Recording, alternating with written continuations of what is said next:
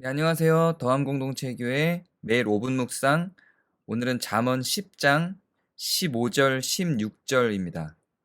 제가 15절, 16절 읽겠습니다. 부자의 재물은 그의 견고한 성이요 가난한 자의 궁핍은 그의 패망이니라. 의인의 수고는 생명에 이르고 악인의 소득은 죄에 이르느니라. 아멘. 오늘 말씀은 전혀 상관없을 것 같은 두 개의 요절이 이어져서 나타납니다. 부자의 재물은 견고한 성이래요. 부자에게 있어서 재물은 견고한 성이죠. 맞죠? 가난한 자의 궁핍은 그의 패망이랍니다. 그렇죠? 가난한 자는 그 가난이, 배고픔이, 궁핍이 아무것도 없는 그 상황이 그를 패망시키는 거죠. 반전이 없죠? 반전이 없으니까 이게 무슨 진리일까 이런 생각이 들지만 어, 이거는 아주 보편적인 자연스럽고 당연한 진리인 게 맞습니다. 이건 그냥 살아가는 모든 사람들이 다 알고 있는 원리인 거죠. 보편 사실인 겁니다. 부자는 재물을 자기의 성으로 만들어요. 이게 이렇게 해야 된다라는 의미가 아니에요. 모두 다 이렇게 살아야 된다 이런 얘기를 하고 있는 게 아닙니다. 부자들은 그렇다는 이야기를 하는 거예요. 그냥. 부자들은 자기를 지키는데 뭘 사용하냐면 재물을 사용한다는 거예요. 자, 그러고 가난한 자들은 패망하는데 뭐 때문에 패망하냐면 궁핍 때문에 패망한다는 거예요. 이거 뭐 반전이 없죠. 아주 자연스럽고 당연한 이야기입니다. 자, 그런데 이거는 그냥 이렇다 이렇게 사실을 이야기한 거예요. 그럼 이건 뭘 위해서 이걸 얘기했냐면 15절에 나온 그 이야기가 아주 자연스럽고 당연한 것처럼 16절에 있는 내용도 그렇게 자연스럽고 당연하다는 이야기를 하는 거예요. 15절에 있는 이야기는 아무 거리낌 없이 불편하지만 자연스럽게 인정이 돼요. 부자가 자기를 지키는데 재물을 사용해요. 꼴보기 싫지만 그건 당연한 거예요. 그렇죠? 부자니까 돈이 많으니까 나를 지키는데 내 재물을 쓴다. 그게 크게 잘못된 건 아니에요. 가난한 자는 망하는 이유가 궁핍 때문이죠. 그건 정말 잘 이해가 됐어요. 자, 그런데 의인의 수고가 생명에 이른다라고 하는 것은 자연스럽고 당연하지 않아요. 그게 왜 자연스럽고 당연하지 않나요? 이렇게 생각할지 모르지만 그거를 살면서 실제로 자연스럽고 당연하게 이해하고 살아가시나요?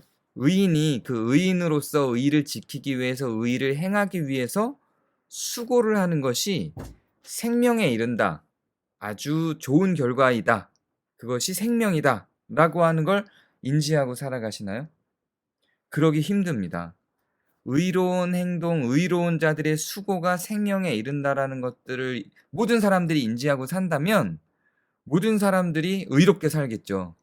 그런데 그걸 신뢰하지 않기 때문에 항상 의롭게 사는 게 아닌 거예요. 그걸 신뢰하지 않으니까 불의를 하기도 하는 겁니다. 반대로 한번 생각해 볼까요? 부자는 견고한 성을 쌓는데 재물로 그 자기를 지키는 성을 쌓는단 말이에요. 자, 이렇게 안 하는 사람이 있나요? 자기를 지키기 위해서 재물을 포기하는 사람이 있나요? 자기를 지키기 위해서 재물을 사용하지 않는 사람이 있나요? 아니, 조금 더 얘기를 해서 경제적 활동에 있어서 적당한 수준 이상의 부유함을 향해서 목표하지 않는 사람이 있나요? 그러지 않는 사람은 없어요. 그리고 재물을 더 이상 쌓지 않는 거예요, 의도적으로. 그런 사람은 없죠.